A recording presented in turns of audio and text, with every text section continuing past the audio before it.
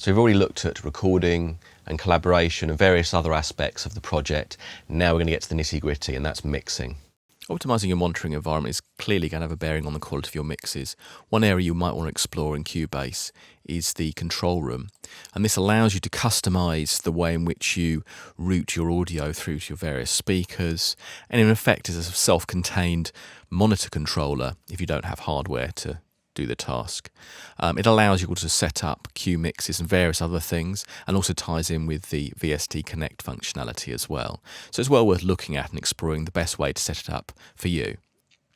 Now the mixer window obviously allows you to show as many channels as you've set up in your mix, but sometimes you do want to try and narrow things down, customize it in various ways, and this is where things like setting up the channel selector on the left hand side allows you to choose which tracks to show in the mixer, and also to zone various things in the mixer. So you could put the audio inputs on one side and the audio outputs on the other. We've chosen not to show the various inputs and outputs. So if we just enable that visibility there, you can see the stereo input there, and we can move that around. So we actually flick that over and it ends up moving over to the other side.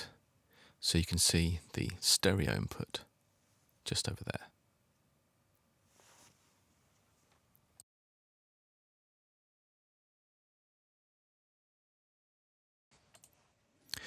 So we have the racks as well, and this allows you to customize what's seen in this central area, routing, the pre-area, so everything before it goes into the channels and inserts, inserts themselves, equalizers, channel strips, sends, and so on. And you may not want to have all of those visible at the same time. It sometimes helps to kind of declutter things. And if you click on the grey elements here, you can open up the individual windows which make up this central section separately. So Cubase has multiple mixers, so you might want to set it up so you have, for example, audio inputs and audio tracks on one window, VST instruments in another window, and then outputs, effects, and various other things on the final mixer window. And then you can flick between all three.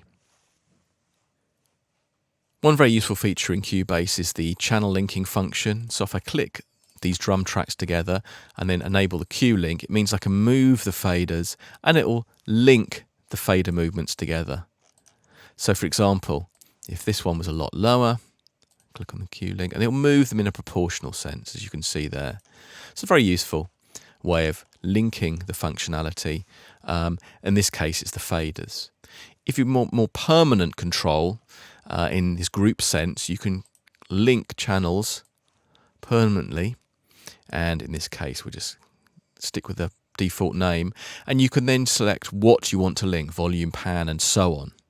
So this is very useful. And it also links to the VCA fader functionality, which we'll look at shortly. Channel linking is all very well, but sometimes you want to route the audio, not just link the various parameters. In this case, we've got the drum tracks here, and they're routed through to a kit group. So this means anything that's playing on these channels will be routed, as we can see in the routing section here, will be routed through to the kit group. And then we can actually apply processing. So that processing we apply to everything that runs through into that group channel.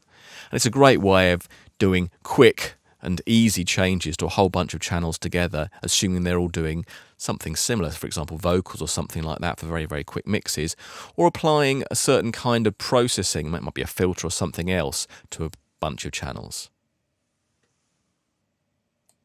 Something a little bit different is the VCA channels, and this allows you to do something that is somewhere, I guess, between linking channels and grouping channels. And what this in effect does is, what you can do is, if you select create a VCA channel which is actually controlling these four, you can see these have all been linked here. What I can do is, well, just by moving this single fader, it'll change the level of those faders. Now what's quite useful here is it means I can then adjust the relative balance of these different tracks, but this control still affects the overall balance, as you can see here. So we could then use automation maybe to control these, but we could still adjust the relative levels very easily. Another very useful feature that allows you to tweak the sound without getting stuck into heavy amounts of EQ, bands and things like that is the low and high pass filters. I use these a lot. These are very useful for carving out a little bit of the low end on sounds or rolling off some of the top end of the harsher elements or something that you maybe want to fit into the rest of the mix like loops and so on. So very, very useful, and actually means sometimes you can just use these to carve out the sound, make it fit within the mix without being too heavy-handed, I suppose, or overthinking the cut and boosts of more sophisticated multi-band EQs. Having said all that, of course, Cubase has its own EQ on every single channel, but also there's a channel strip, and this allows you to look at a whole bunch of functions which you can customize somewhat altogether. It's usually best presented really when you open it up as this channel strip window and the channel settings, and you can then look at the various elements and how they link together. So for example, you've got the gate, compressor, these various other tools, saturator and a limiter, and you can choose which ones you want to appear in this channel strip. So noise gate, vintage compressor, envelope shaper and so on. You're not necessarily going to be using all of these, and I don't suggest that you use every single one on every single channel in every single mix. But what it does allow you to do is access the various tonal shaping and dynamic shaping tools that you might need on many different mixes and in different kinds of situations. So the vintage compressor is presented in a very simple way with knobs and buttons, and the same goes for these other controls, and you can even access the filters that we've mentioned earlier as well. An important part of any mix is the way in which you apply reverb, and in this case we're actually using 3 different reverbs to create our ambience or sense of ambience in the mix, particularly as many of the things that we've actually got so far recorded and the virtual instruments don't really have any reverb recorded with them. A really useful approach is, for example, to set up 3 effect sends, effects 1, 2 and 3. Simple naming here.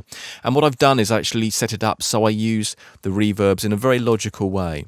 So, for example, I'll have a short reverb, and in this case I'm using reverence, and that is using this shortish reverb, and this is impulse response bass, so it's taken the sound of a real space.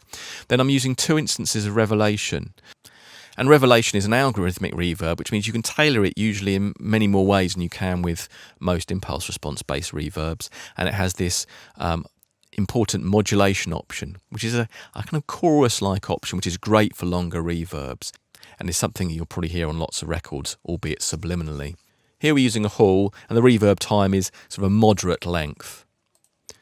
The third reverb we're using here is this revelation. Plug in again, and the main time, so the reverb time, is pushed up.